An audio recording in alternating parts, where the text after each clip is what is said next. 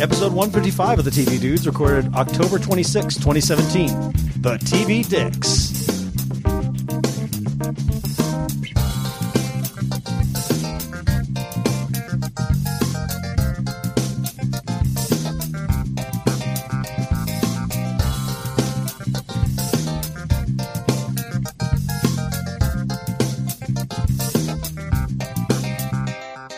So, guys, let's talk about dicks. I don't know if I meant to sign up for this episode on the schedule. This is that show, right? We're just going to talk about dicks the whole time. Don't say any puns. Don't say any puns. No puns. Is this the Patreon? Are we doing the real episode? We are talking about dicks, private dicks. Oh, like Jessica detectives. Jones. So not like when you put everybody on blast with that text. That was a mistake. That was actually only supposed to go to people I know very, very well. Sounds like something a senator would say. That's what happens when you cut a hole in your pocket. The camera just... So we're talking about private dicks, detectives, noir, gumshoes. All right. I like that Seamuses. And so this week we're talking about Netflix's Mindhunter, Hulu's Chance, and Amazon's Comrade Detective, in part thanks to a request by Moore Ben Reuven. Thank you so much for that. I'm so happy we're talking about Comrade Detective. I'm happy somebody made me watch that. It is very... Well, stay tuned. And if I got your name wrong, I'm sorry, because Grant's not here and he got it right. So before we get into all that, I'm Randy. I'm Les. And I'm Kyle. Grant is not here right now, so it's the inmates running the asylum. Yes. So there will be a lot more dicks. Maybe? I don't know. One fewer? One fewer. That's actually true. I'm sitting here like, don't do any dick puns. Don't do any dick puns. So, as always, if you want to support us, you guys can go to patreon.com/tvdudes, throw us $1 an episode. That'll come out to like $4 a month. It's, cheaper than, I don't know, what's cheaper than beer, coffee? Oh my gosh, $4 a month. You can do so much. Cheaper than a lot of stuff. Yeah. Man, that's like nothing. That's the difference. You're not paying to eliminate the commercials off Hulu. It's true, yeah. Just throw it to us and put up with the commercials. Watch some commercials and listen to the TV It's Dudes. really just one commercial they run multiple times. It's actually each episode. true. Some podcasts, they're charging you like $10, true. $8. It's true. I feel like we are adequately priced at the And $6 range. We always appreciate our patrons. We $4. love you all. Thank you for that. And as a result of being a patron, you guys get bonus exclusive content. I think this week we're going to talk about our Halloween party and our Halloween experiences and our fall drunk stories, maybe. Also, another Patreon exclusive, I guess, first-time events. Yes. Which kind of had to already be a Patreon before now, but in the future, who knows? Maybe that'll be like a Patreon benefit. It's possible. Yeah. And we also are part of the Permanent Record Network. Permanent Record. That's weird not to be a part of that.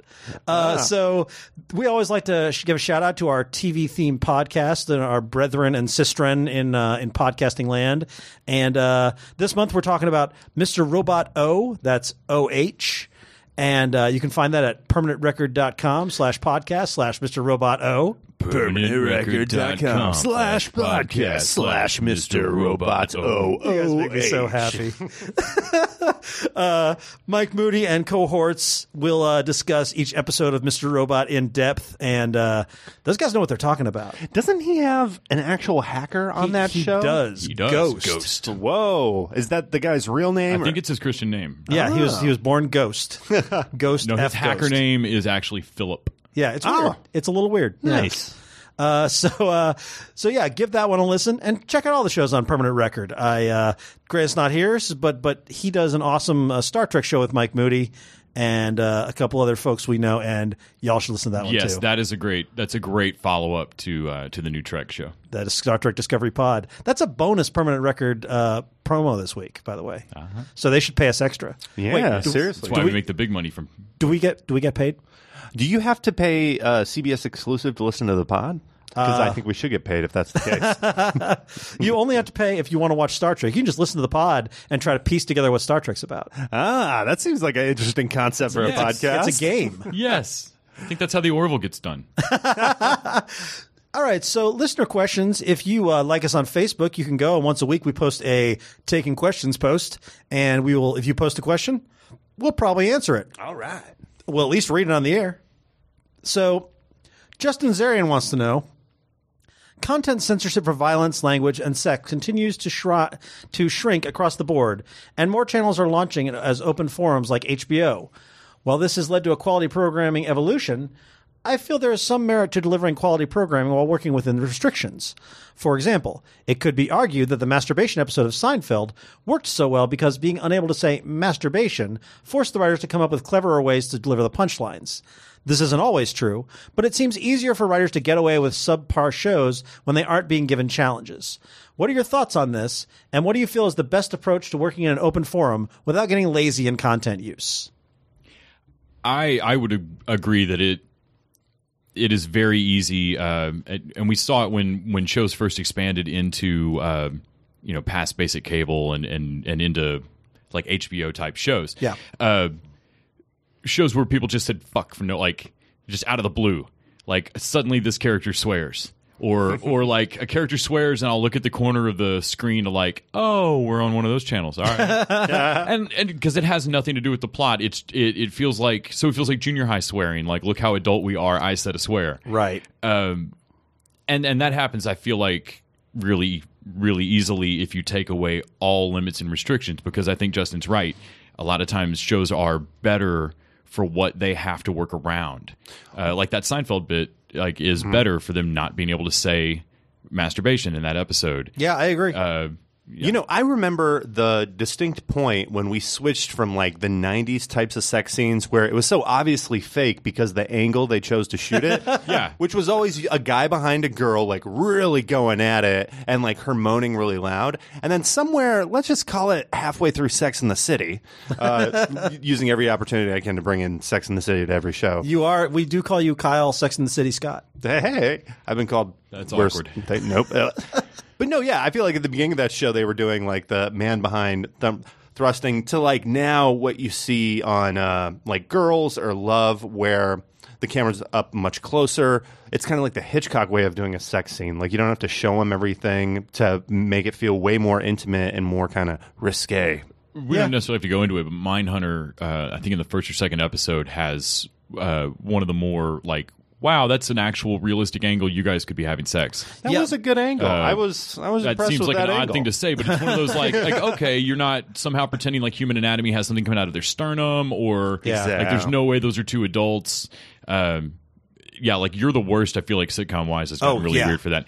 And some of that is more risque tolerance as a culture, and then some of it is flat out differences in broadcast standards on what channel they're on. Oh, sure. Do you guys remember what a big deal it was when NYPD Blue showed a butt? Yeah. At 9 p.m. on what, ABC or NBC, whatever that network was? I mean, that was crazy. Was that Dennis Franz's butt? I believe it was Dennis Franz's butt. I think Portlandia's handled this best in the Ta-Da episode where Frank and Carrie just push their beds together. They put a sheet over their crotch area, and then it's like, Urka, and he goes, ta-da, and she goes, wait, why'd you pull it out? You're supposed to be inseminating me. And he goes, oh, that's just how I've always done it. I didn't know there was another way. And then the whole episode, he keeps going ta-da and pulling it out at the last minute. But obviously you never see anything. I will say, I think that I do think that Justin has a really good point about content restriction. I think that there is something to be said. I've said this about comics where great creators sometimes need an editor. You need someone who can tell you no. Yeah. Even if if 99% of your ideas are great, you still want someone who can shoot down that 1% idea. Like Aaron Sorkin needs someone to tell him no, and most people are not telling him no anymore. Yeah. There's always looking for that line between whether you're just saying this to be provocative or because you can say provocative things, or you want to just push an envelope on and push people's buttons, right? Or whether content restriction is preventing you from telling a story, right? If content restriction is preventing you from telling a story about an uncomfortable topic, then yes, you should push that envelope. But if it's just to make an 8 p.m. audience titter so that they watch your show again next week, that's a cheap shot. That's a horror movie full of jump scares, and I'm not as interested. Yeah, I agree. Mm-hmm. Mike Moody, hey, we know that guy. Uh-huh. He says, this guy. Which one of you guys going to be Negan for Halloween? It's funny because I already have my costume, and I'm not going to be Negan.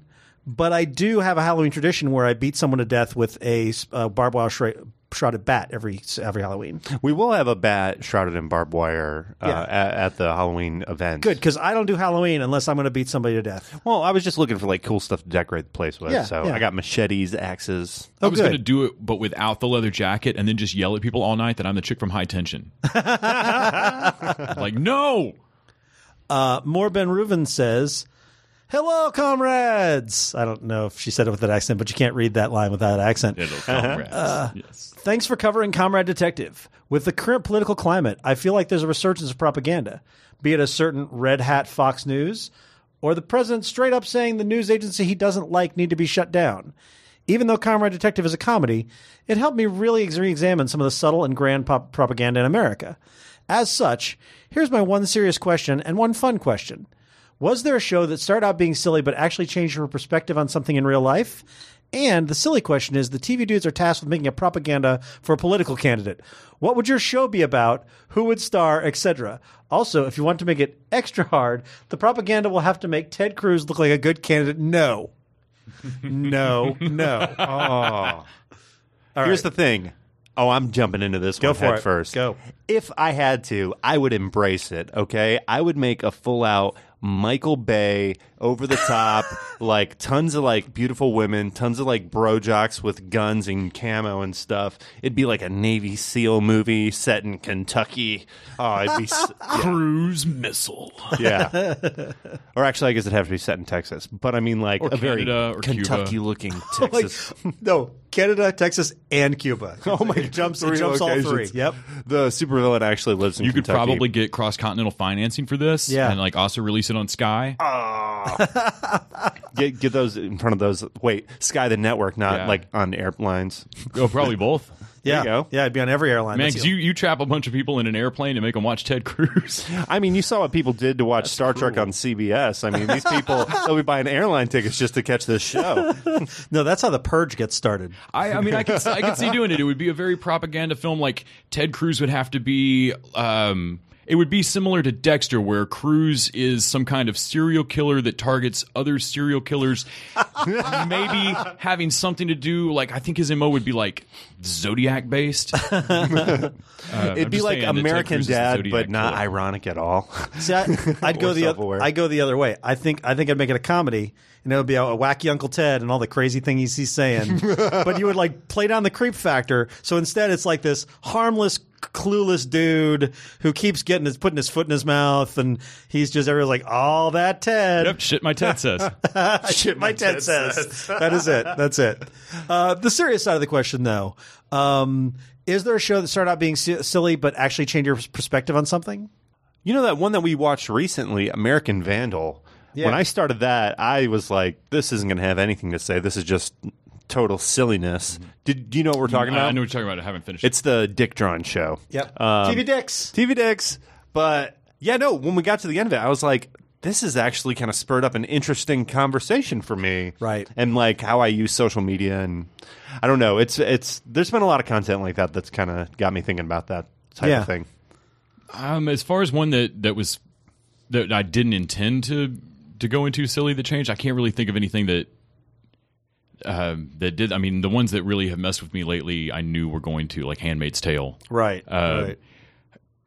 I stopped watching Homeland after the first season. I started to pick it up in season 2, and it's the first time that I've ever.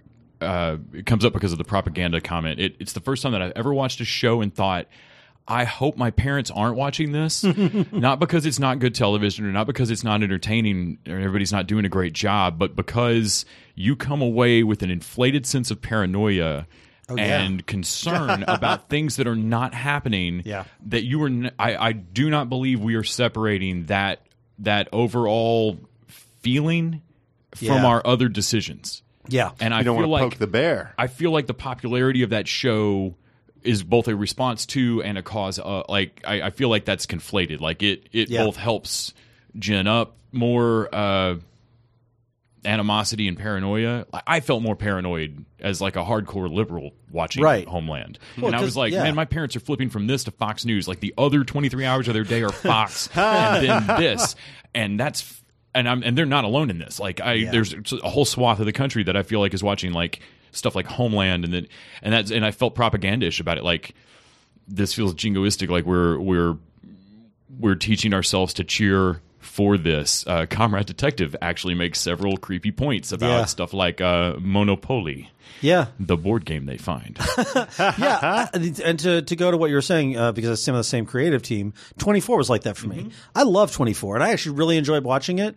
But the way I watched season 1 and 2 and the way I watched the last few seasons are very different, because I watched it early on and I was like, oh, just another dumb action movie. I grew up in 80s action movies. And it wasn't until relatively recently, later than it should have been, that I sort of woke up with the notion of just how much rah-rah America propaganda action movies had put into my head since I was a kid. I feel like it's one of the creepiest things I've ever watched. It's one of the only things I've ever seen people get really irritated watching in a class. Was Triumph of the Will, the Leni Riefenstahl, the propaganda movie. Yeah, the Nazi propaganda movie. When they built Nuremberg Stadium, like, they built in niches for, like, little niches for the cameras and stuff. Hitler's cars were constructed to hold the cameras to do reversal shots.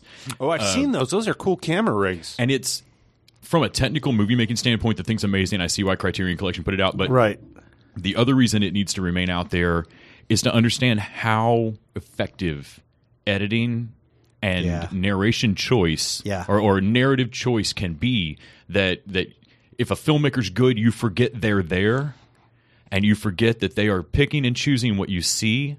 There's a moment in Triumph of the Will where Hitler looks up out of his car and he sees a cat on a windowsill, and he kind of like waves at it, and the cat runs inside, and it's a cute moment. Like, it's a humanizing moment that is constructed from multiple days of filming. And they shot the cat and they shot Hitler, and then a month later they edited it together, and it looks incredible.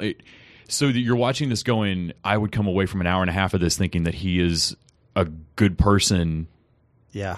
And if it's well enough done, then you can miss the hand behind it. Yeah, it's somewhat chilling because we all like to think we're somewhat that we're smart. Savvy. We're smart people. Yeah. We're going to see through it, but we're all vulnerable to it. No matter how smart you are, and in some cases, the smarter you are, the easier it is to get you to go on along with something. There's a reason there's like a whole list of logical fallacies that don't go away. Yeah, we just keep doing them. Yeah. Yeah, it's a little terrifying. All right, Jonathan Habsmichael says, "Hi, dudes. I marathoned through all 28 episodes of The Simpsons Treehouse of Horror Halloween specials, and it felt like a visit to old relatives in a retirement home. The classic era episodes and a few beyond still hold up despite being at least 18 years old, while the more recent episodes really were hard to watch, as beloved series being a shell of its former self. What were your favorite Simpsons Treehouse of Horror segments, or favorite Halloween specials if you were never a Simpsons fan?" Have you guys seen the Treehouse of Horrors for this year? No. I haven't watched in a few years. Oh, it is good. Yeah, this I'm year. a few years behind on Simpsons Treehouse of Horrors, but overall, I love them. I mean, they've just been classics the whole time. One of my favorites that I absolutely love is the Soylent Green episode. Oh, the Simpsons, the Soylent Green one. That one's a favorite. I'm sure. Oh, if you like that, you'll like this new one. Okay, nice. I also have a weird fondness for the signs coming to life. If only for the Paul Anka song. Yeah, that's a good one. Was it a Treehouse of Horror where Homer goes fully 3D, like into the real world? Yeah, that was true. That was the Treehouse of Horror. They do the behind, like the Twilight Zone behind the bookcase hole in the wall. Wow, this looks really expensive. Not a great overall show, though. It has a warm spot in my heart. Two Guys, a Girl, and a Pizza Place, which later became Two Guys, a Girl, with the young Ryan Reynolds. Yep. Also had a young Nathan Fillion. Yeah. As the girl, the titular girl, her boyfriend, and later like live in, I think he was their building super. Is Nathan Fillion. Yep. And their Halloween episodes, I think he's on 2 or 3 of them of the 4 or 5 seasons I think managed to run. Their Halloween episodes were utterly disconnected from all other continuity.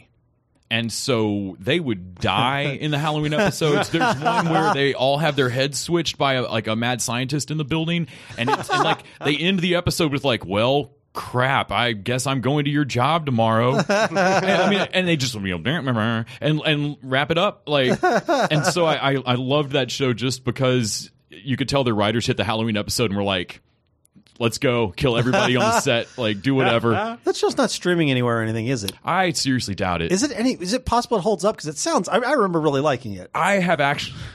I watch a lot of television. Yep. As we all do. The move Les did was just so cute. I have you listeners are rewatched- really missing out not being able to view this. I've rewatched all of that show. I watched it all once when it aired, and I have rewatched all of Two Guys a Girl, and I feel like it holds up. But Yeah. it is just a sitcom. Like it's not got. Yeah. I can't say it's got some historical. Suzanne precedent. Cryer was, I believe, Ryan Reynolds' girlfriend for a while, and I have a huge Yes. crush on her, and she's great in Silicon Valley. So, yeah, I have a weird fondness for that show, and I don't remember the Halloween episodes, but now I kind of want to watch them. I also, Community had fantastic Halloween Yeah, episodes. that's like top of the list for me. And you know what else? And because there was one this week, Brooklyn Nine-Nine. Those Halloween heist episodes are killer every time. I need to check those out. Yeah, they're great. Yeah. All right. Benjamin Hamill says, I recently finished a French show called Braquois, meaning violent heist. This show is basically the French version of The Shield. It was really good. What are your favorite foreign TV shows? Well, I want to watch that. Yeah. I love The Returned, Le Revenant. You guys seen this? No. I mean, It's a zombie show in the same way that something like it's about people coming back to life, but it's not a zombie apocalypse thing, but it definitely plays with the just tropes. people come back.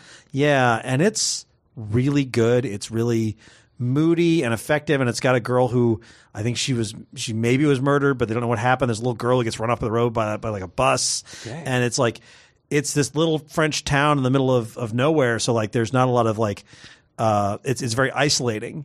And I haven't watched the second season. I love the first season. I still haven't gotten around to it, but it is worth watching, and it's on Netflix. And I will definitely point you to that one. I'm trying to think of foreign shows I watch that aren't British, because that's There's a lot of British. There's a lot of British TV. Yeah, I mean that counts the way Canadian shows count. There's the one that's Gillian Anderson is in The Fall. Have you guys seen any of that? I found that a little slow, but it's definitely gorgeous. The original Broadchurch, Yeah. that was good. Wallander technically counts as a foreign show. I think it's Swedish. Oh, okay. BBC. Lillehammer, Oh, yeah. Oh, yeah. That's a lot of fun. which introduced me to Norseman. Oh, yeah. Norseman. Oh, there you I was go. about to say Lillehammer. Why do I know? Oh, yes, that's right, because the lead guy that's so sad in Norseman. I can't think of his character's name, but yeah, he's from Lillehammer. All right, final question. Dennis McElwain says, with Gotham doing Solomon Grundy, what outlandish supervillain do you want any of the networks or streaming services to tackle next? Working on an edit of my iTunes review. You should be afraid. Very afraid. Imagine Vincent Price laugh.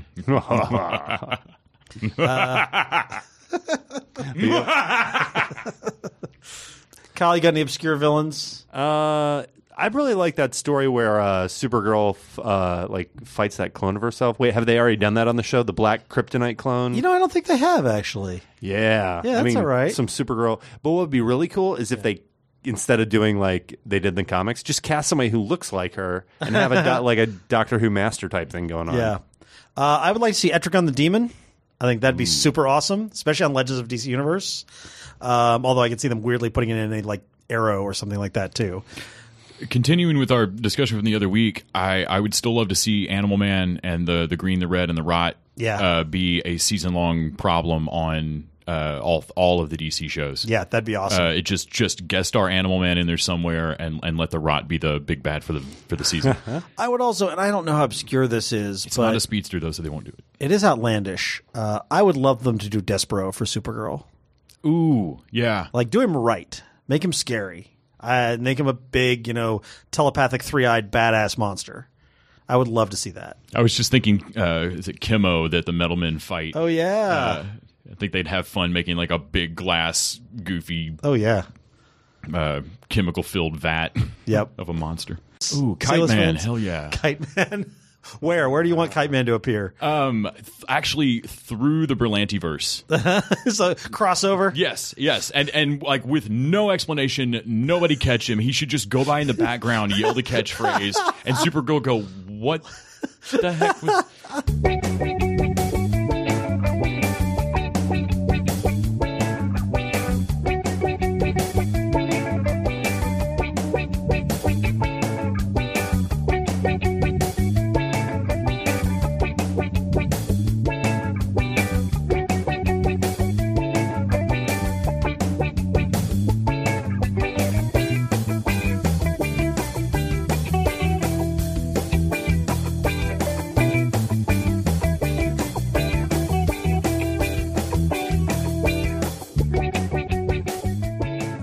got some news for the week.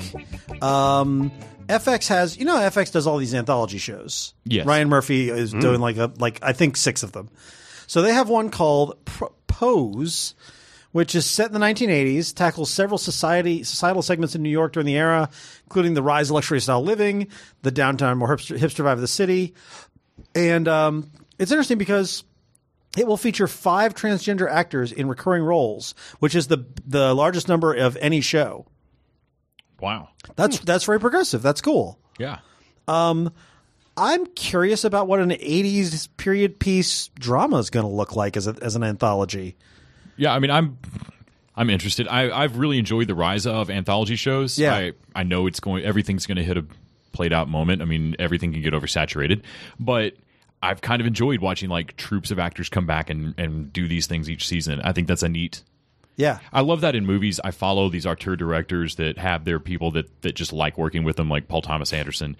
Wes Anderson. And Wes Anderson. The Andersons generally. And Paul Thomas Anderson. Yes. From Mortal Kombat fame. Yes. Yes. and all of the Mila Jovovich. Yes. Resident Evil movies. Yes. Is that Paul Thomas or is that PT? I can't remember which. Okay, he's PT. I don't know. Paul Thomas Anderson is the auteur. P.T. Anderson is the opposite of that. One of them. Yes. P.T. Barnum was and P.T. Barnum said a one every minute. I always felt like Deadwood had that going. Like there's a set of actors who can say this crap without tripping over their lines. Yeah. And then they all ended up in John from Cincinnati, and they've all ended up like they just kind of follow these writers. So here's some news I could have written yesterday or tomorrow or the day after that. Ghostbusters Dan Aykroyd wants a live-action Netflix series. I'm sure I mean, this is not news. Is that Skull Vodka not selling like you thought it would? Skull Bottle Vodka purveyor, alien believer, and actor Dan Aykroyd. I'm really amazed that Dan Aykroyd he probably has pitched this multiple times. Oh, if sure. you woke him up right now, he probably pitched this. If you run him on the street, he will pitch this to you.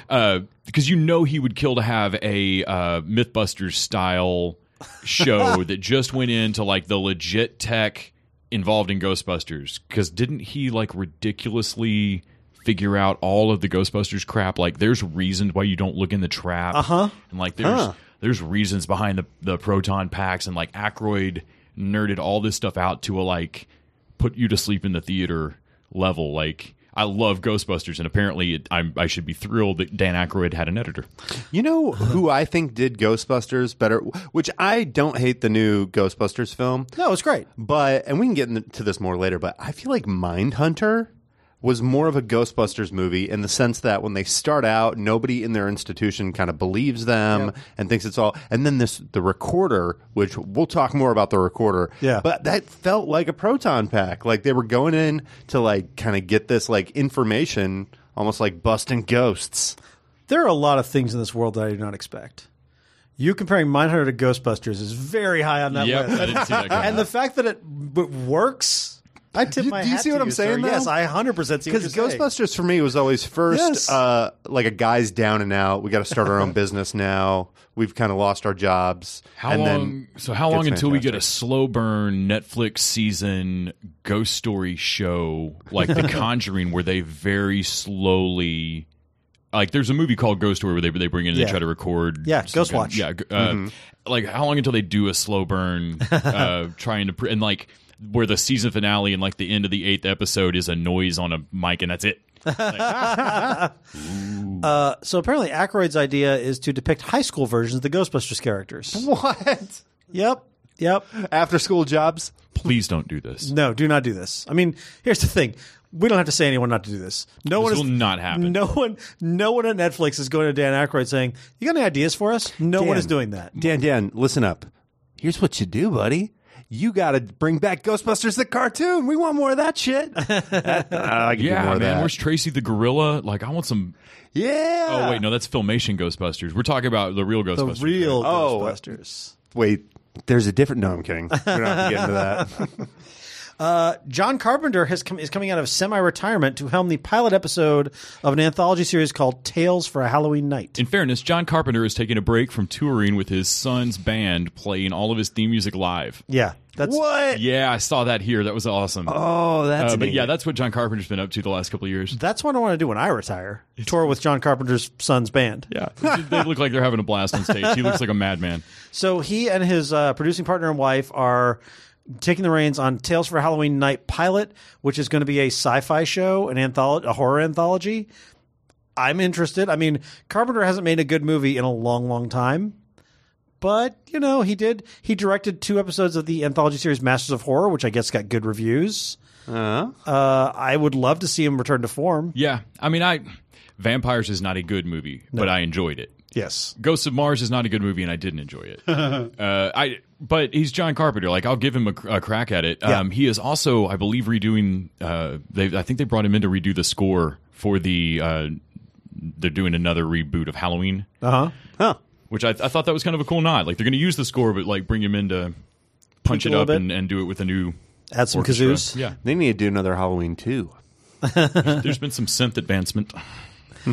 Magnum P.I., we've talked about the reboot, the series in development at CBS.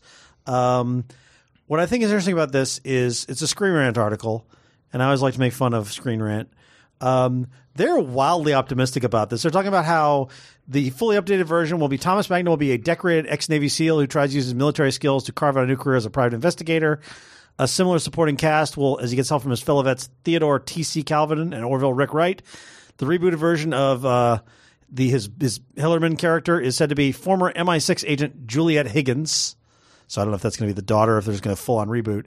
And the show will explore Magnum taking on difficult cases for people who have no one else to turn to, as well as reportedly exploring some social issues regarding the difficulties of ex-servicemen have in acclimating back to life in the private sector. This all sounds fine, but Doesn't it sound a little like Nothing. Ted Cruz propaganda? Nothing about this sounds like.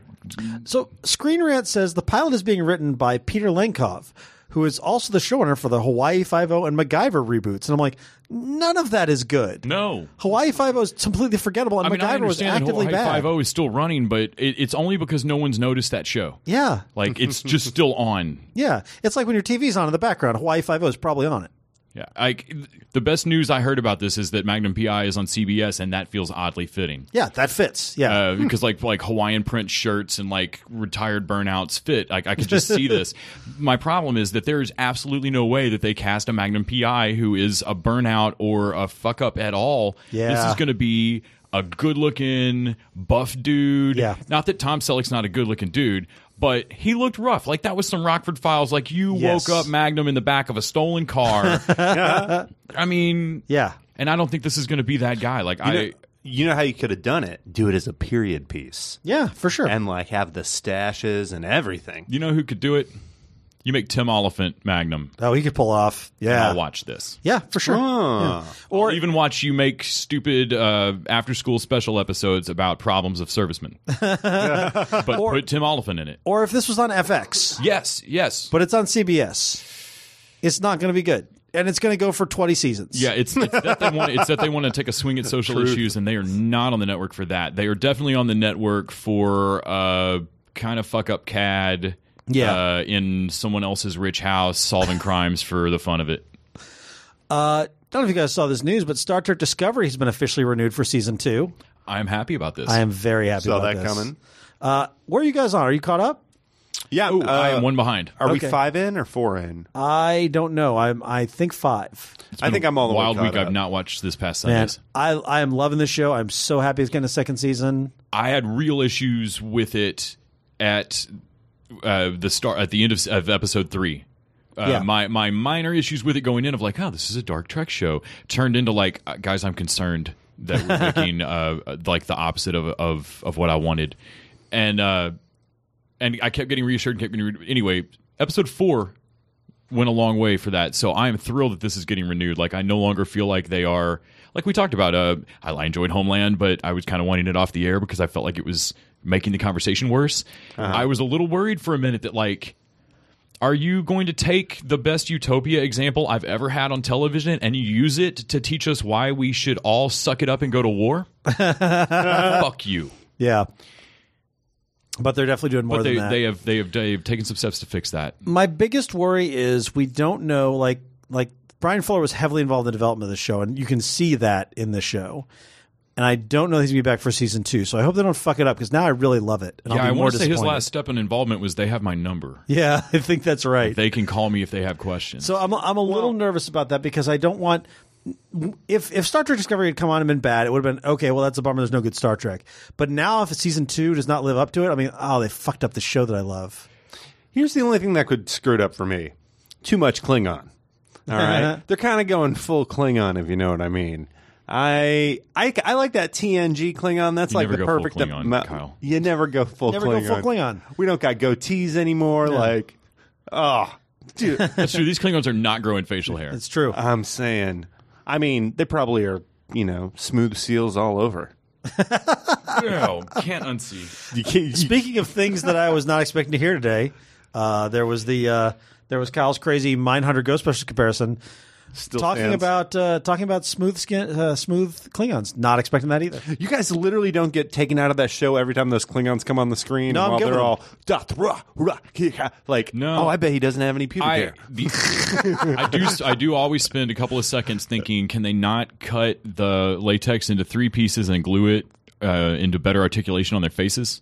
Because the bottom parts of the Klingon faces sometimes they don't quite fold like a bad Halloween mask, but they are cumbersome to them speaking in a way that whoever Doug Jones is or whatever Saru, I think he really is Saru, and Doug Jones is a character I've seen him play.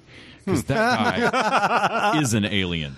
Yeah, I think that's actually accurate. That He makes is a lot of sense. wholly unencumbered by his makeup. It's amazing. with We've the never Klingons. seen Doug Jones in out of any kind of makeup. I think if he is actually an alien, that makes a lot more sense. Yeah, they just put a suit on him. Yeah. Finally, because Grant's not here and we're going rogue, he did not put this on the news rundown, but Les and I want to talk about it. Going rogue. Kristen Bell says a Veronica Mars series will happen eventually. She was basically Ryan Hansen, her co-star, does a Facebook Live video, and somebody asked about Veronica Mars revival, and he just called up Kristen Bell, who then said she's in constant contact with series creator Rob Thomas, willingness, commitment to do it again. Currently, she's on The Good Place, wouldn't be able to dedicate the time to another TV show, but they could do like a miniseries. And you said who made this video? That would be Ryan Hansen. So Team Dick. Team Dick. TV Dicks. TV Dicks episode. So, yeah, this means nothing. Of course, Kristen Bell's going to say that, yeah, we'll do a miniseries. It warms my heart at any time I find out that, yes, I understand that it was true 15 minutes ago, and I always want to know again that the whole crew from Veronica Mars wants to come back and do this every time. I don't know why that always warms my heart. Same. Nothing needs to come of it. I'm happy to know it's out there. I love everyone involved in that show. I love that show. But I would really like to have a miniseries. Mm-hmm. I kickstarted the movie. I would, and I had people that told me, like, this is kind of the stuff that Kickstarter's not for. You shouldn't have to Kickstarter stuff from rich people. I don't give a shit. I will Kickstarter it. I'll Kickstarter it again. Yep. Yeah. Hell yeah. I got a T-shirt. I got stickers, which are still on my laptop. I got I don't remember what all there was there. Oh, I got the script. And I got to see the movie early, and I've got a digital copy You of the movie. funded the crap out of it. Like, I just went the movie. I got a digital copy of the movie. I think I won like the $100. I'm watching that. The deluxe. I loved that movie. I know it was not everybody loved it, but I was super into that movie. That show introduced me to Kristen Ritter. Yeah, and also I have both novels. I am a Veronica Mars super fan.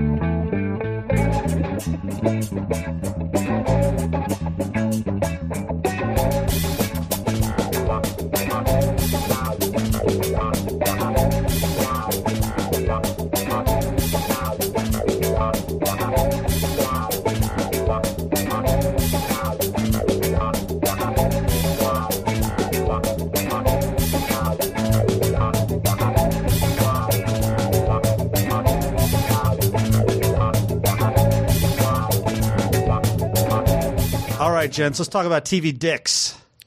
Who you gonna call? Mindhunters. So we're going to start off talking about Mindhunter from Netflix, which is this is David Finch's new show. Even though Afraid of no minds. he is not listed as the creator. The creator is somebody else. noticed Well, in the same way that I actually had a moment where I felt like a bad TV nerd finding out that David Fincher did not create House of Cards. No, he was just one of the He consulting was just producers. one of the consulting producers, Yeah. and Bo Willimon has some more credit for that for the American version of it.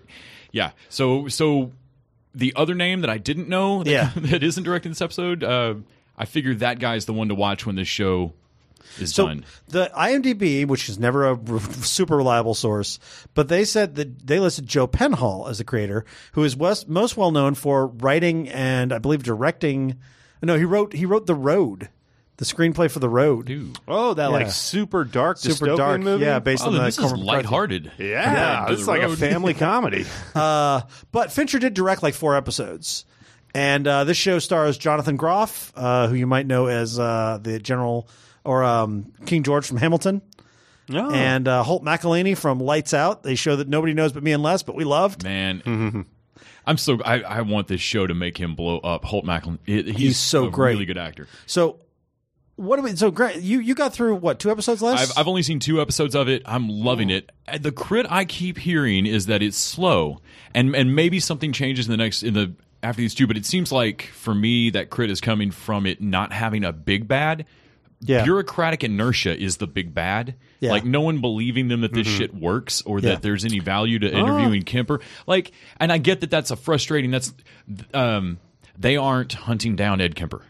They're Right. just interviewing He's him. already been caught. Yeah, they're just interviewing him, trying to convince other schmuck cops to listen to him, and the cops are making occasionally fair points of like, oh, so when I caught Manson, I missed his bad childhood. Yeah. So my this bad. Mindhunter is set in the late 70s. It is 2 FBI agents who are expanding criminal science by delving the psychology of murder and getting close to monsters. Basically, it is the development of the behavioral science. It is literally the first time that a law enforcement officer has gone to an academic department and said, "Hey, so you guys study psychology too?"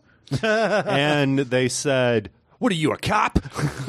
Well, and then the cops said stuff worse. Like, this is far enough back. You're 5 years out from Hoover dying. Yeah. I'm assuming that nobody knows that Hoover was wearing dresses because the Yeah. Bureau is still very much good old boys system where they look at him and like, you can go talk to the behavioral psych guys, but I mean, you can go talk to academics, but that's for backroom boys. Yeah. Yeah.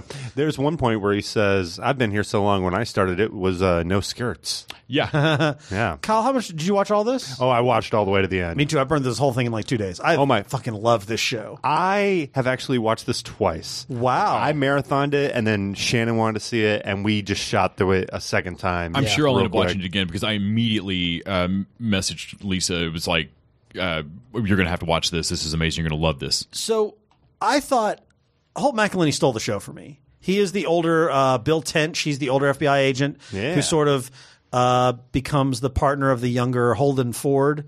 And he's the skeptic throughout a lot of this. He's the, what are we doing? Why are you talking to these guys?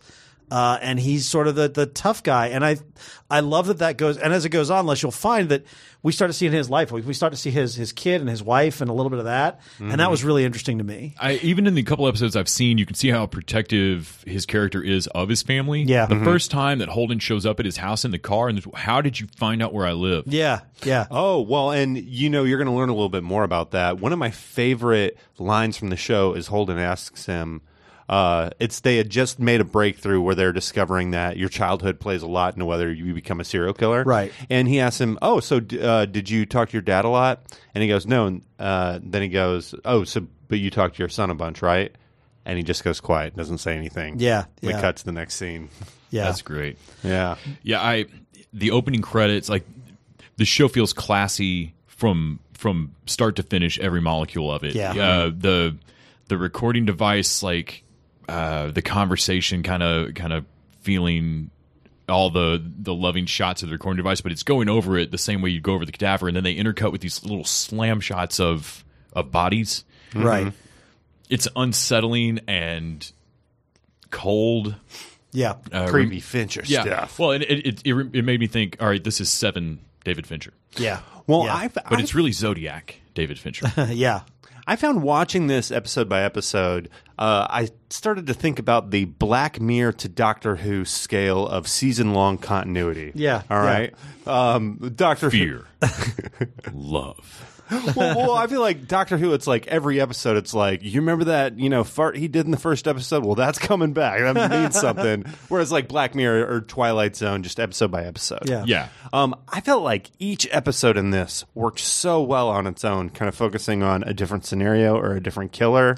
Maybe the first two a little slow, like that criticism you were saying earlier. I totally get that, because once you get into it, you're into it. It just feels methodical to me. I think if people are expecting them to be hunting Buffalo Bill for the whole season, then I can see where this would be weird, because it doesn't arc towards, like, it doesn't ramp through a chase. Right. Well, what's interesting and what I think is both a strength and a place where it can improve more is it takes this interesting concept that they played with in Mad Men, where it's like, no, the societal norm is totally alien to what we know. Right. Yeah. And now these guys are going to venture into something more familiar. Like, we've all seen Dexter, this is child's play to us. But for these guys, bringing up a story about masturbation is like, what? Yeah. Yeah, the list of words that they had to memorize of deviant words. Yeah. Watching the feds have these conversations about how when I started this job, if somebody was stabbed 50 times, you went and looked for their business partner or their jilted lover. Yeah. Or their spouse or whatever, and you understood the motive. And these guys keep running up against not motiveless, but they don't understand. Yeah. They're basically starting to wastebasket term everything into motiveless. Right. And there's finally a couple of people going, hey, so can this large a portion of crime just be crazy? Yeah. Like, is there, how do you put it? Like, even if it is crazy, we're having to fight it, so we need to understand crazy. Crazy isn't just random. Crazy does still have a... Right. Now, later in the show, the first time we see them actually make a breakthrough where they apply some of the knowledge they learned in a very useful way, it is like, as the show says, it's like a Sherlock Holmes moment. Like, you really are like, oh, wow, I see how this works. Yeah, and the other thing I like about this is gruesome subject material, but there is no point at which I felt like I was being dragged through something. It is somewhat light in its approach because it's so character driven. Like, you are so invited into the life of Holden and his girlfriend and his partnership with Bill, and then they bring in that psychologist played by Anna Torv. Oh yeah, and it's all about sort of their relationships and their relationship with their job and all that kind of thing. So that when you see the serial killer moments, where they get these creepy moments where like these small town cops are having to deal with these horrific murders, it's still all about how these feds interact with this local cop who's doing his best job, but is horrified by what he's seeing. And I think that is what makes it sort of approachable. It is all about how people deal with this unreal stuff. This is a little bit classier and more ongoing show about a larger subject. But if people are wanting the same kind of birth of a science, hunt someone down chase, right before watching Mindhunter, I happened to also watch the Unabomber miniseries, which I think is confusingly called Manhunt. Yeah. And it is Sam Worthington as bland person, and and then Paul Bettany is the Unabomber. I've heard that's great. It is. It's great, but he runs into the same thing. The Unabomber's case was the first to use forensic linguistics. They invented that science for that case. Yeah. It was the first time that somebody argued that even though I can't prove it was the same typewriter, in fact, they're different typewriters, I can tell from some bizarre tiny turn of phrase that it is the same mind that wrote this, that wrote that. Yeah. And, and they used that to get the warrant. And no one had ever used that in court before. And so watching Mindhunter and watching them butt their heads against cops going, nah, that's BS. Yeah. And there's a similar thing of in the Unabomber one of watching him go, no, I'm telling you, this guy's letters that we got from this family is the guy that wrote that. And people go in, what, just because he says, eat your cake and have it too? Yeah. Yeah, when I finished watching Manhunter turned up on recommendations. It's worth watching. I mean, I feel like Netflix is just you're going to feel like Netflix is just handing it to you because they're so similar. But and it's more of a straightforward chase. I feel like Mindhunter has a larger thing it's trying to do as a show. Right. Yeah. Well, I really like, and we didn't even talk about like the guy playing Ed Kemper. He's such a great, effective, like. Where did they find that guy? Because he's talking about horrible things, but he talks about it in such a conversational way. You're like, I kind of like this guy. He seems like a good guy to hang out with. I mean, he'll even stop and is the detail too much? I don't have to go into all the detail for you. Yeah, and they do that with a couple different guys, and they talk to several different serial killers. And every time they talk to one of them, and by the way, they coined the phrase serial killer in this show. Right now, he's still calling them sequential killers. Yeah. And sequence killers. Sequence killers. And when they talk to the serial killer guys, they're always very different, but they're always sort of charming and interesting, and you can sort of see the weird sociopathic draw they all have. It's really good. When all the cops, before they meet Kemper, are talking about how likable and how much he worked with them and how he drank at their bar and how when he turned himself in, I drove him back and he talked to me the whole friggin' time and I had to tell him to shut up. Yeah. Like, I think he goes, do you think he'll talk to us? And the guy kind of laughs like, try getting him to stop. I hope you do. Something I love about the character development of everybody on this show is they don't focus on the good qualities of anyone. No. There's no hero. In fact, just listening to us talk about Kemper and some of the other serial killers, they're the interesting ones. Like, when we look at Holden, he's always kind of played as like the square when he's around his girlfriend. But he's also super arrogant. Yeah, very arrogant, very reckless, doesn't really respect authority or the people who have been like put in charge of him. Yeah. His courting of his girl is outright petulant and rude. Yeah. And I love that relationship, by the way. I think they're fantastic. They have great chemistry. She is a Karen Allen thing going that's killing me. Yeah, for sure. Huh. But I was going through, the only person I couldn't really see them focus like that was Dr. Carr. I felt like every time they put her on there, it's like they're swooning over her. She's the moral center. Yeah. Yeah, she's always in the right. The closest you get is when you see her with her partner and you see that she's sort of not a great romantic partner, that she sort of throws away a relationship in order to pursue her career. I mean, it's still not like furnitureless, reading books on your mattress on the floor, True Detective level. Right. Like, these people aren't utterly broken by their jobs. Right. But yeah, I do think they are, at least from what I've seen so far, painting a nice dichotomy between stuff Holden says to Lake Kemper of, I'm having a hard time squaring you with what I know you did to be here. And at the same time, like, these put together square, upstanding, normal people, and the more you see behind the curtain, you should also have a hard time squaring the bullshit they say versus how they really are. I feel like the show's not front and center with it, but taking a pot shot at or peeling back on the 50s skin of it, of like, did crime go crazy or did our facade finally break of like, you can't quit lying and saying that society is normal. Right. Yeah. Yeah. I've started listening to this podcast, Criminal, on the Spotify. It's just a Spotify podcast. And when they talk about old crimes, you're like, dang, you would have never thought something so violent would have happened in the 1950s. Right. I think the show's great. I think everybody's going to like it. I was looking at the Rotten Tomatoes score. It's up there at like 98 or something. Here's what I think they need to do. They need to take some money and they need to step this up and do the Mad Men level detail on the period piece. Yeah. Because there were a few times, I'm thinking of a grocery store scene where they literally touched everything in the grocery store. So obviously I could see that most of the packaging was modern packaging. Or the police lamp they have at the FBI headquarters, and also in every single police precinct that they visited across the country.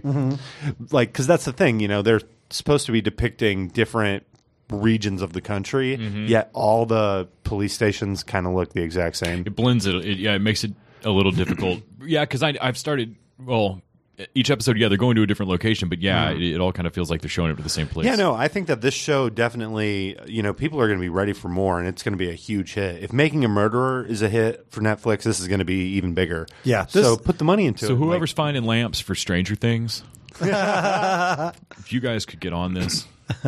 All right, let's move over to Hulu and talk about Chance Season 2. Yes, I really enjoyed Chance Season 1. Me too. And Same. I didn't at first. When I watched the first episode, I quit about 20 minutes in. I was like, that's not for me. And then I went back and watched the whole thing and fell completely in love with it. I feel like it's a little bit subversive, and there's almost a pull a fast one on you from what Chance Season 1 did for me. I went into it going, oh, great, Hugh Laurie's a doctor on TV again. Yeah. But I love Hugh Laurie, so and I like doctor procedurals more or less, Sure. so I'll watch a couple episodes of it. And it wasn't that. And so at first I was really frustrated of get to the doctor show that I'm supposed to be watching with Hugh Laurie. And then I realized, this is just a Sam Spade show. It's pure noir. This is a straight up noir detective show. Yeah. Set modern, only his day job is neuropsychologist. Yeah. Yeah. And the first season was all about sort of his broken love affair with this woman who we didn't know quite. She had a split personality. Her husband was an abusive cop. Like, Yeah. and that You start stuff to find is out that she's got problems, and Yeah. you start to find out that Chance has problems. yeah.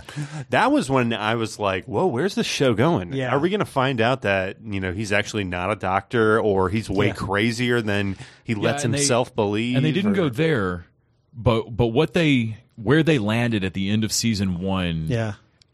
really left the pieces for a really wonderful show, I feel like. Well, and I wasn't sure what season 2 was going to look like. Yeah. Because so much of the arc was pretty much resolved. I mean, yeah, there's definitely stuff to but go like, forward all with. the Blackstone stuff. But yeah, it was all wrapped. And so they come back and they focused in, I think, on what that kind of encounter does to someone like Chance, who's now like taking risks and like is a sort of seeking out danger yes. and seeking out conflict. It's a little reckless. So Randy and Yeah. I talked about this a little bit before. That this show, I wanted to message you as soon as I finished watching the first episode, because it reminded me of Terriers. Yeah. In a darker Yeah. tone. Yeah. But you've got kind of a down and out, smart, good detective like Chance. Like, and I mean, Chance is still doing his day job, but kind of the down and out Donald Logue character. And then you've got his criminal partner. Yeah. Only this is a darker show, so he's not trying to get. Instead of just having Britt occasionally lift a wallet, he's encouraging Dee to go out and beat the hell out of people, Yeah. and like us and then trying to like half encourage him to not permanently paralyze him, and then Dee Right. constantly calling him on Doc for a man who says he doesn't want to make victims. You sure like it?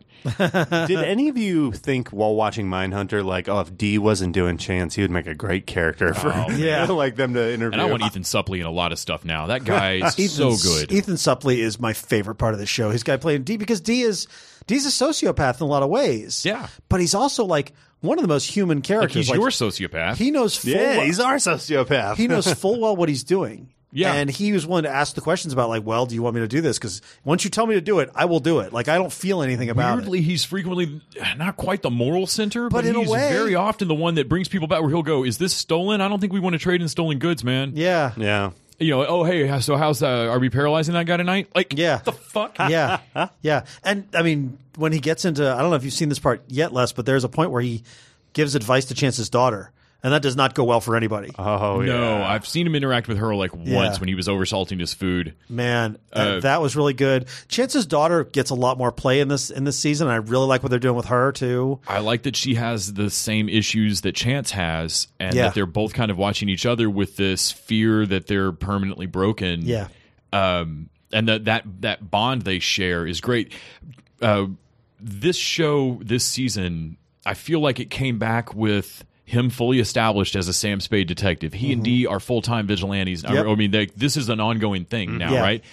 And it started me thinking, like, well, if the Blackstone thing's wrapped, Yep. what happens to Sam Spade, or like what happens to Jessica Jones, or any of the detectives when they don't have a case? Like, well, they fall into a bottle. Yeah. And then when the next case comes around and a dame walks in or whatever, they've got to like pull them out of the bottom of alcoholism Yeah. and get them back on their feet and make them do their brilliant thing and solve this case, right? Yep. Uh-huh. So at the end of the one I'd seen in this season, I think Chance's nemesis has kind of established himself by the end of the second or third episode. Yeah, he's an interesting place. And yeah. I can kind of see the new Blackstone they're going to butt up against, as well as the thing going on with the cop that sort of knows he lied about some of the events of last season.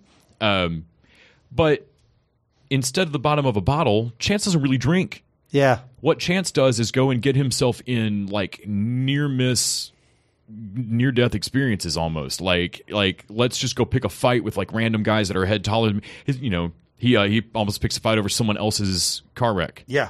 And his daughter's like, what if he'd had a tire iron and gone to his car? You'd just be done. You Yeah. know this. You see these people in your office all the time.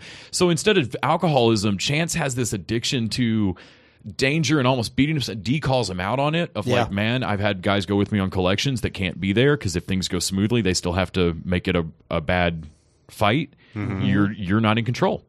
And I kind of loved realizing that like Chance's addiction is that danger, that brokenness.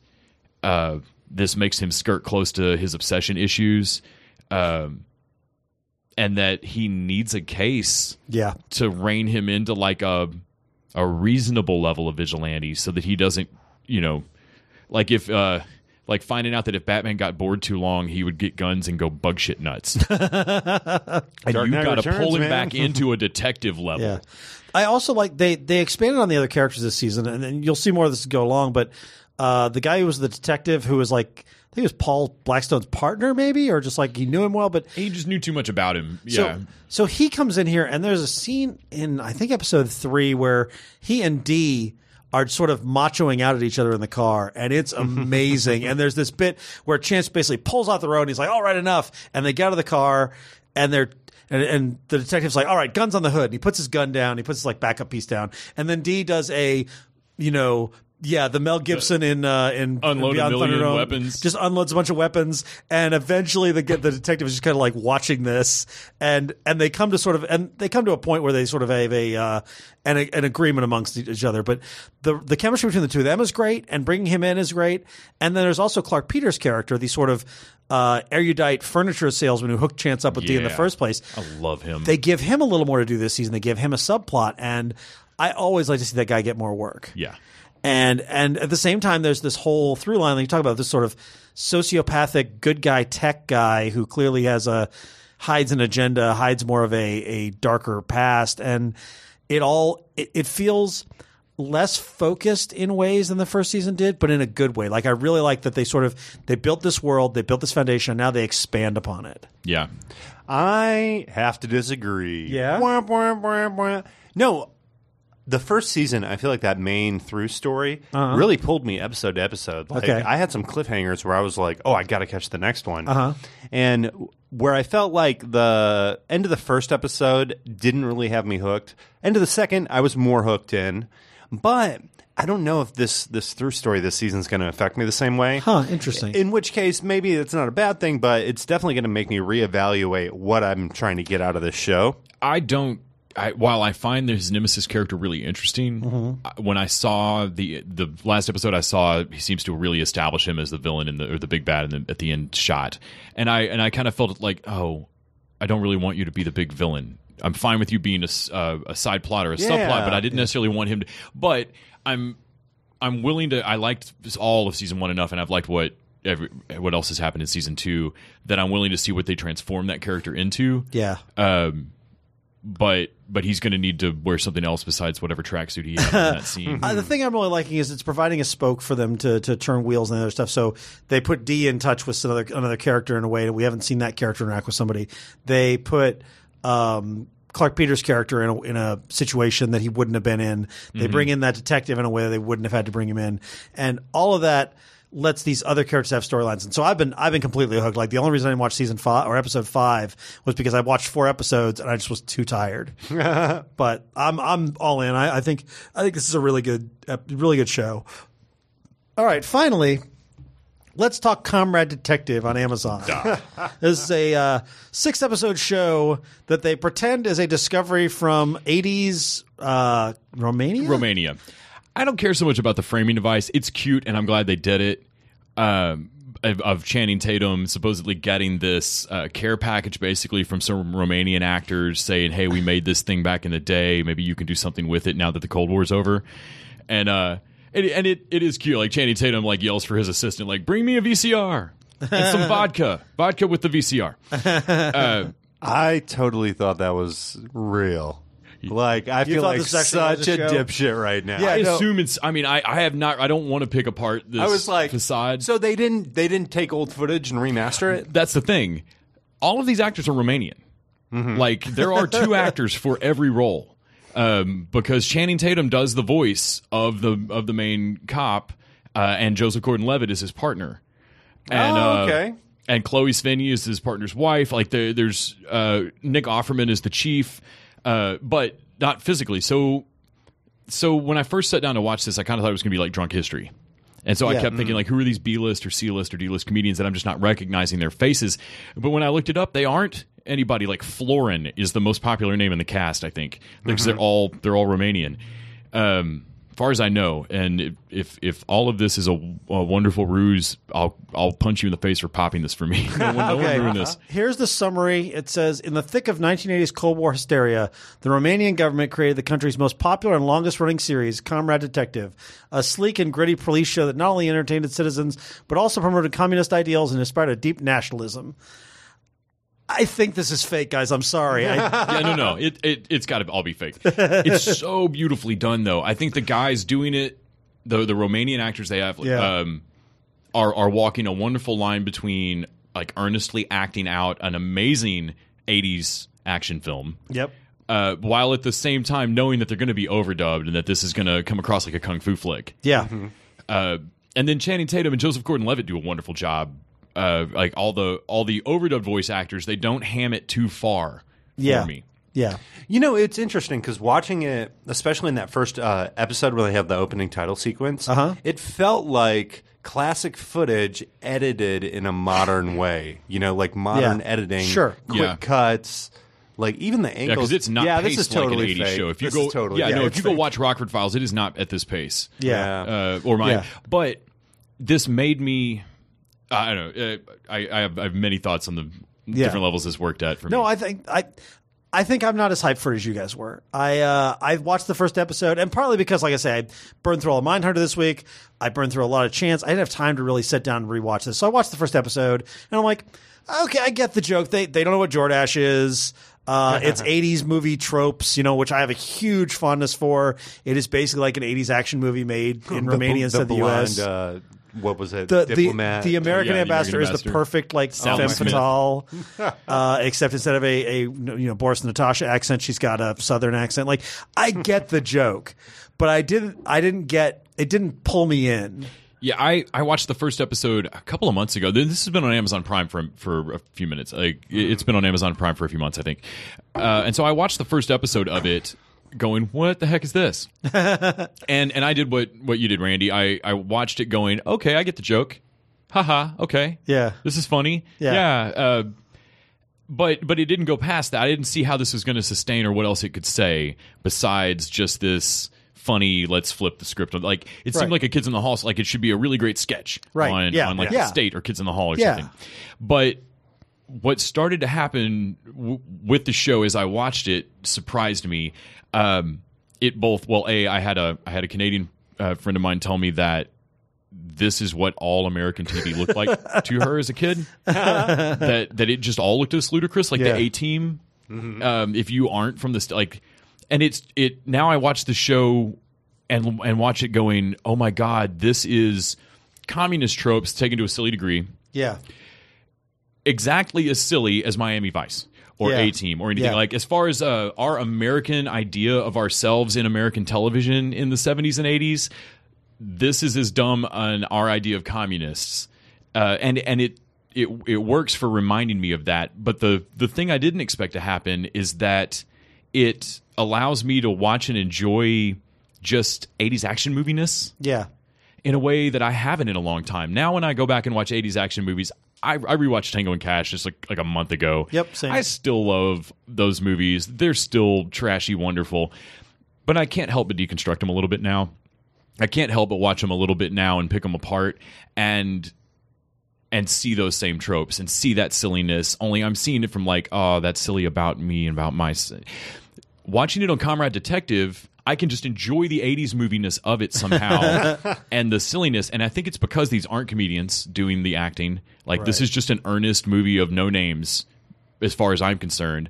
And then every once in a while, I do get this like meta punchline joke of, I think it's in episode 3, they have to start, or they go interview a baker, and he explains transubstantiation, the Catholic belief that swallowing the Eucharist, it actually transforms into the body of Christ, like literally in your body as you swallow it. Yeah. Only because it's Romania and it's a communist state, and so there's no belief in, no one's shackled by belief in religion. It's just like it's played like the Joe Friday Satanic Cult, like Dragnet level, like Satanic Cult 50s. And the minister is so creative. And so this guy, the bread maker, who turns out to be like an underground minister, is handing out bread to the two cops and then explaining this to them. in like the creepiest, because if that was true, you would have just eaten a man's flesh. And both cops like spit the bread out, and like it's played so weird. They get off all these just ridiculously goofy pot shots at stuff by virtue of having taken that satire and then run it way, way further than that joke necessarily should have sustained. I don't know. There's a lot of choices made by not using comedians to do the acting, and then making the weird little framing thing, doing the voice acting, but making it obviously dubbed. That all kind of keep like a House of Cards stacks up to a funnier satire parody thing than I expected. I've really got a lot out of Comrade Detective. Huh. Kyle, what were your general thoughts? It was too weird for me. Yeah. I'm not gonna lie.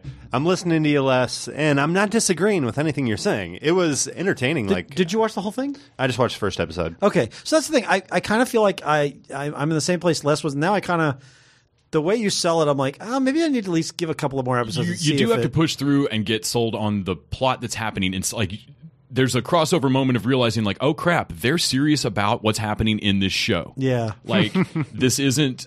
No ramifications. Like, you guys have an actual movie you're making here. Yeah. You just happen to also be doing this other satire thing on top of it. Yeah, and so once it clicked of like, oh, okay, if I stop watching the joke for a minute, I can still enjoy shit blowing up. Well, all right. That is 3 TV Dicks episodes. We did not mention in news, and we're remiss for not mentioning that Robert Guillaume passed away this week. That is actually true. Robert Guillaume passed away. I don't know if anybody watched Sports Night. He was Isaac on Sports Night. He had his stroke during that show, and they wrote it into the show rather than cut him out. I didn't know that. I didn't know that was actually him. No, he had that stroke. He went home. He had dinner off set and had a stroke. That's right. I remember hearing that now. That moment, there's a moment where he comes back. Yes. That is one of maybe my favorite moment of all of Sports Yes. Night. They wrote him back in with his speech impediment and stuff. They had to talk. I believe Sorkin had to talk Guillaume into doing it because he didn't want to embarrass himself. Yeah. And he said, no, it'll be an important role for you to play this. Yeah. Prior to that, he was in Stand By Me. There's a video that goes around the internet right now of him and Morgan Freeman. It's just an amazing scene. But he was Benson. Yeah. And he was on Soap. Yeah. Notably, I mean, Benson is what everybody's all the obituaries are mentioning Benson. And Benson's great, and Soap was great, but honestly, Sports Night is where I fell in love with Robert Guillaume. Yeah. Benson's an incredibly important role simply because he was a black man on television that was smarter than every other character there. Yeah. And he literally, Benson goes from butler to lieutenant governor in the course of that show. Yeah. Which is pretty impressive. I mean, it was an impressive narrative run to have on any show at that period in time. I believe he also had a child die from AIDS. Oh, wow. But an amazing actor, and I'm a giant Sports Night nerd, so he'll always be Isaac Jaffe. All right, guys. Well, thanks for listening. Thanks for hearing us talk about TV Dicks. Woohoo! And thank you, Les. Thank you, Kyle. Thank you, Randy. And I guess Grant's going to be back in the next episode, so it's going to be a lot more growing up, a lot less dick talk. Yeah, next week when we return with less dick talk.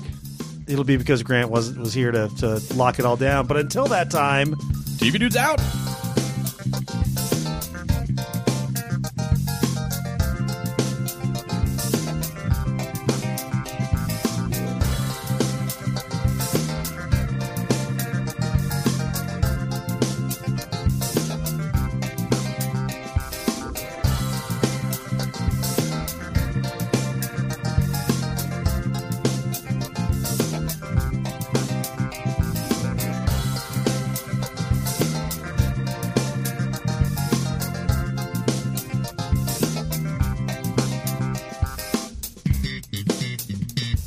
The TV Dudes is an independently run podcast and a member of the Permanent Record Podcast Network. We are exclusively listener supported. If you'd like to help us out, please go to patreon.com/tvdudes. You can like us on Facebook and Twitter at TV Dudes, and help us out on iTunes by giving us a 5-star rating and writing a review. To find out more about us, go to thetvdudes.com and permanentrcrd.com. I'm Grant Davis. Thanks for listening.